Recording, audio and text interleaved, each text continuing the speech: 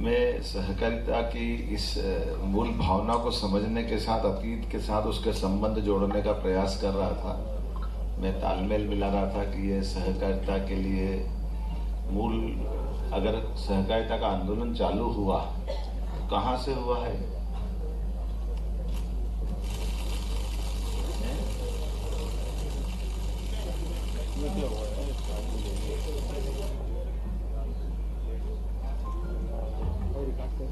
(1844) में इंग्लैंड से हुआ।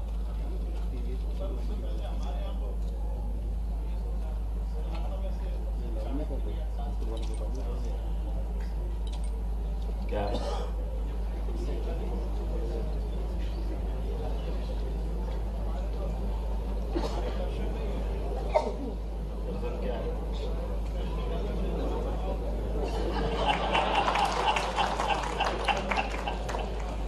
कृष्ण के पास दर्शन भी और सुदर्शन भी। ये वास्तव में हमारे लिए दोनों तरह से बात करने का समय है। मैं इसलिए इसकी दोबारा बात कर रहा हूं कि ये जैसे बताया गया कि इंग्लैंड से चालू हुआ, 1840 के आसपास चालू हुआ, रजिस्ट्रेशन अंग्रेजों के समय हुआ। लेकिन ये भी हम नहीं भूलें कि 1840 के पहले अंग्रेज कहाँ आ गए थे? कहाँ गए थे? कहाँ रूल करना चाह रहे थे वो? भारत में। तो भारत में जब रूल करने आए तो बहुत सारी चीजें उन्होंने भारत से सीखी, समझी, देखी, जानी। और जो आपने कहा उमराव ने, मैं उससे भी सहमत हूं। आप कभी इसको इस रूप में भी देखना कि भारत के बाहर जितने देश हैं, भारत से कभी किसी का झगड़ा क्यों नहीं हुआ? भारत ने कभी किसी पे कब्जा क्यों करने नहीं गए? भारत ने आक्रमण झेले, लेकिन भारत अपनी सीमा विस्तार में दूसरे देशों को अपने साथ समाहित करने क्यों नहीं गया?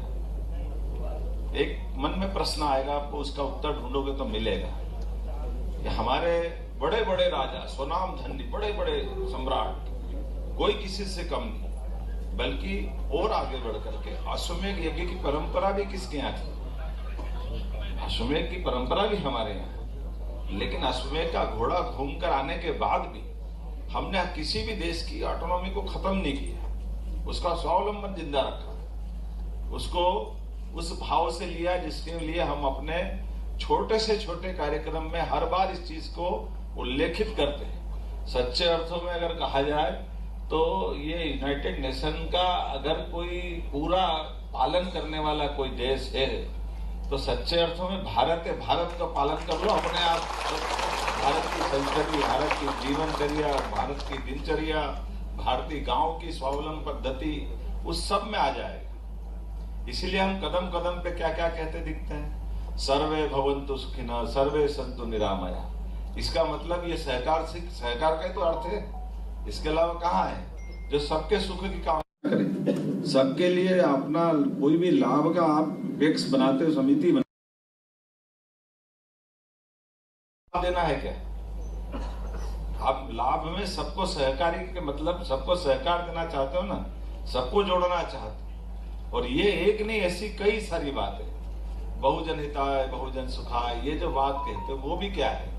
यही तो है वसुदैव कुटुंबकम। ये क्या है? यही तो है जो हम अपने छोटे से छोटे गांव में और उस गांव की छोटी इकाई को भी वेद वाक्य की दृष्टि से अगर कहोगे तो इसमें हम बहुत और बड़ी बात करते, जो देशों की सीमा से उठ करके, विश्व के सभी देशों की सीमा से उठ करके प्रकृति के साथ जोड़ने की बात करते। जत पिंडे तत् ब्रह्मांडे, जैसा पिंड है वही ब्रह्मांड है, ये वहां तक जोड़ के बात करते हैं। लेकिन वो अभी थोड़ी बाहर ज्यादा हो जाएगी। वापस हम सहकारिता में आते हैं। तो सहकारिता में आकर बात कर रहे हैं तो ये बात बिल्कुल सही कि सहकारिता की बात कर रहे हैं तो सहकारिता के आयाम कितने हैं? सहकारिता के आयाम में कोई कैसे छूट सकता? सबको समाना पड़ेगा, सब कुछ सबके साथ आना पड़ेगा। इसलिए हम उसको उस तरह से भी देखते हैं कि जैसे हमने अभी अपनी कल्पना की है नए माननीय यशस्वी प्रधानमंत्री का, पहले तो अभिनंदन करो श्रीमान नरेंद्र मोदी जी का, उनके नेतृत्व। सहकारिता का जितना बड़ा महत्व है उतने बड़े महत्व को समझते हुए एक तरह से ये जो बहुउद्देशीय सहकारी समिति की कल्पना की गई, ये उसके मूल में वही है, बहुजन हिताय बहुजन सुखाय, वसुदेव कुटुंबकम के छोटे भाव को सर्वे भवन्तु सुखिनः सर्वे सन्तु निरामया, ये सबके लिए कल्याण की कल्पना है। और इसीलिए इसमें सरकार के सबसे समझदार, ताकतवर और इसकी महत्ता समझ करके माननीय गृह मंत्री जी को काम दिया। ये हमारे लिए, माननीय मोदी जी के लिए और माननीय अमित शाह जी के इतना बड़ा काम, जिसके आधार पर हमको इसको नीचे तक कहां तक उतारना है। और इसीलिए हमारी सरकार ने भी लगातार उस पर ध्यान देते हुए, जब हम अपने वर्तमान के मध्य प्रदेश की बात करते हैं यशस्वी प्रधानमंत्री के नेतृत्व में, तो हम तो भाग्यशाली कि हमको अपने यशस्वी प्रधानमंत्री के नेतृत्व में, अदरवाइज सहकारिता के अंदर की दुनिया खग ही जाने, खग की भाषा भगवान ही बचाए। मैं तो परमात्मा की दया से वर्षों से सहकारिता से जुड़ा भी रहा, लेकिन दूर भी रहा। अच्छे खासे आदमी की 12 बजाना तो सहकारिता समिति में भेज करके उस पर जांच बिठा दो। भगवान जाने कैसे बाहर आएगा, वो जाने, और या तो परमात्मा जाने, उसके अलावा तो कोई नहीं बता। और किसी को निकालना है तो ये माया भी भगवान के अलावा कोई जानते, तो सहकारिता के अधिकारी जानते कैसे निकालना है। ये वाकई परमात्मा की लीला थी। लेकिन इस लीलालय में से अब ये जो नई भावना लाए, ये सच्चे अर्थों में सर्व चीजों का सरलीकृत करते थे। इसलिए मैनुअल का लोकार्पण किया। मैं बधाई देना चाहूंगा, जोरदार अभिनंदन को। इस बुक को पढ़ोगे, इसमें सारी बातें मिल जाएगी। अदरवाइज तो आधे तो छिपा के रखते, कौन कौन से परिपत्र निकल कर पता ही नहीं चलेंगे। जब आप फंसोगे तो निकल के आएगा, हाँ ये नहीं गया था। मैं भी उस चीज का भुगत भोगी, मेरा अनुभव सुनाता हूँ। मैं अपने 90 बाणों के बाद थोड़ा सा एक किस्सा सुनाता हूँ। 90 बाणों की बात होगी। उज्जैन में मुझे लगा कि एक सहकारी समिति बनाना चाहिए, और सहकारी समिति बना करके लोगों को मकान देना चाहिए। और मकान सस्ते बना दो तो सब ले लेंगे, उसमें क्या गलत है। अब हमने अपने स्तर पे सारी पंचायती करने के बाद वो प्रस्ताव बना, उनके कंप्लीट करके लेकर के आए। उस समय वल्लभ भवन में वो प्रस्ताव पहुंचा, और पहले तो नीचे से ही बोलते रहे लोग कि भाई ये आपकी हाउसिंग सोसाइटी रजिस्ट्रेशन बंद है। तो हमने सोसाइटी रजिस्ट्रेशन क्यों बंद है भाई? सोसाइटी अगर हाउसिंग बन रही है तो सोसाइटी को बोले नहीं ये बंद है। हमने कहा ठीक है चलो बंद है तो देखते हैं, चलो तुम तो बढ़ाओ। बढ़ाते बढ़ाते मेरे को रोज वो 2 कागज नए पकड़ा देते, मैं जमा करता, फिर वापस जमा कर देता, फिर रोज नए कागज पकड़ा देते। फिर 1 दिन हो जाए, 2 दिन हो जाए, मैं 8-15 दिन करते करते मैं भी जीत करके उनके सारे कागज की पूर्ति करके दे दो। धीरे धीरे नीचे वाला परेशान हो जाता, फिर वो ऊपर भेज देता, फिर वो ऊपर वाला चालू करता, फिर 1-2 कागज इसमें कम बताता, फिर रातों रात मेहनत करके फिर उसको पकड़ा देता, फिर उसके बाद वापस के देता कि नहीं इसमें 2 कागज फिर कम है। मैं कहता तुम देख लो भैया अच्छे से इसमें क्या बचा है। वो कहता हाँ नहीं देख ले आप ये दे दो, इसके बाद कुछ नहीं रहेगा। वो दे दिया और फिर दूसरे दिन नए कागज पकड़ा देता, मुझे तो पढ़ने ही नहीं पड़ता। ये करते करते मैं भोपाल तक आ गया। भोपाल में जब मैं आया, भोपाल में वल्लभ भवन में शायद शारदा करके कोई अधिकारी थे, कोई थे शारदा, भगवान जाने शारदा थे। और वो वहां तक मैं पहुंच गया अपने प्रस्ताव लेते लेते, और उसके बाद भी वही हाल। जब उनने इतने सारे नीचे से पापड़ बिलवा लिए, फिर हमने प्रस्ताव लिया बहुत अच्छा है, कुछ नहीं। मैंने कहा देख लो साहब इसमें कोई कागज कमी हो तो, बोला नहीं सब बढ़िया बढ़िया। और दूसरे दिन फिर 4 चिट्ठी पकड़ा दी कि ये 3-4 बिंदु फिर कम पड़ गए। फिर मैंने कहा चलो कोई बात नहीं, सारे पूर्ति करने के बाद फिर उनको ला के देख लो साहब अब इसमें कुछ तो जरूरत नहीं है। बोले नहीं अब कुछ नहीं जरूरत है। देखता फिर घर नहीं पहुंचा, उसके बाद फिर एक चिट्ठी आ गई, बोले फिर इसमें कमी। फिर मेरे का ये क्या नाटक है, कैसी सहकारिता चलती है। फिर पता नहीं क्या हुआ, फिर उसकी पूर्ति कर दी। ये करते करते भी 6-8 महीने लग गए, मैं परेशान हो गया। हमारे संगठन मंत्री थे माननीय शालिग्राम जी तोमर, में उस समय विद्यार्थी परिषद कार्यकर्ता।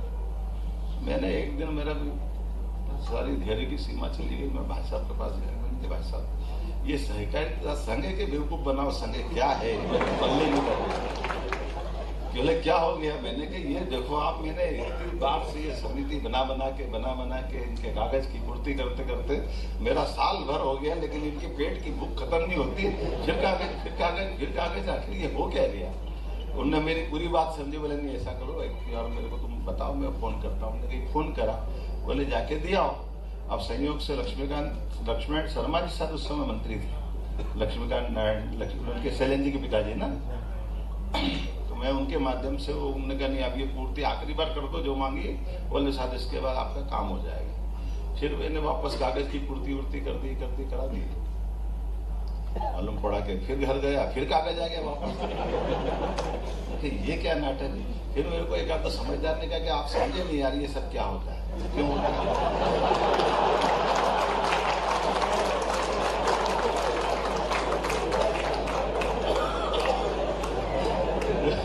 मेरे को समझा तो क्या होता है? बोले बात आप थोड़ा गौर करो तो समझ में आ जाएगी। इसमें गौर क्या करूं? वो कागज देते मैं पूर्ति करता, कागज देते पूर्ति करता।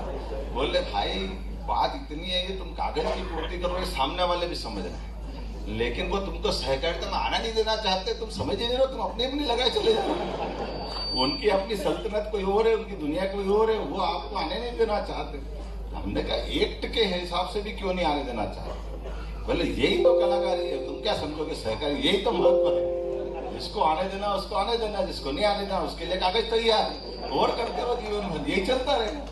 मेरे तो समझ में ही नहीं, मेरे को थोड़ा गुस्सा आया उस समय। थोड़ा मैं अपने कॉलेज जीवन से चुनाव जीत जात के आया था, लंबे समय तक राजनीतिक क्षेत्र में स्टूडेंट पॉलिटिक्स में था।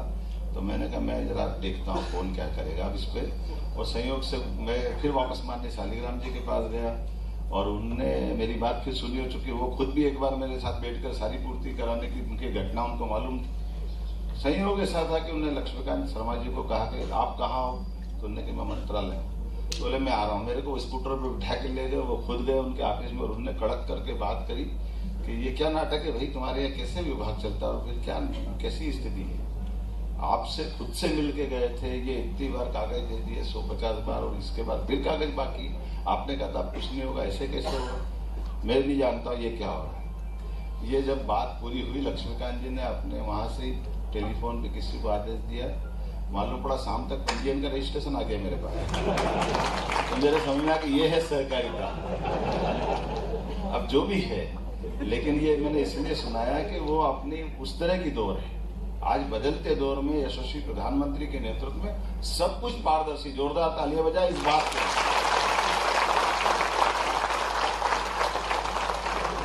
और उसी भाव को लेकर के हम चल रहे हैं। जैसे हमने कहा कि हमारे पास 25 समितियां मत बनाओ, क्योंकि हर एक अपनी अपनी दुकान लेके बैठ गया था।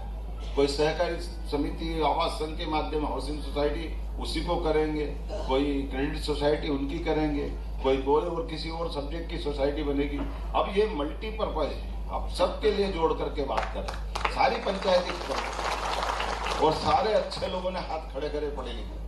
भगवान की दया से आप सब यहाँ भी पढ़े लिखे हैं और मंच पे भी सब पढ़े लिखे, इसमें कोई कम नहीं पड़ रहा है। आपके सबके साथ हम सब भी खड़े हैं। इसलिए उस भाव को समझने की जरूरत है जिसमें बहुजन हिताय बहुजन सुखाय की कल्पना की गई। उस भाव के प्रति न्याय करना। इसलिए हम अपने क्षेत्र के अंदर, आप बताओ, दूध के माध्यम से भी बोनस दिलवाएं।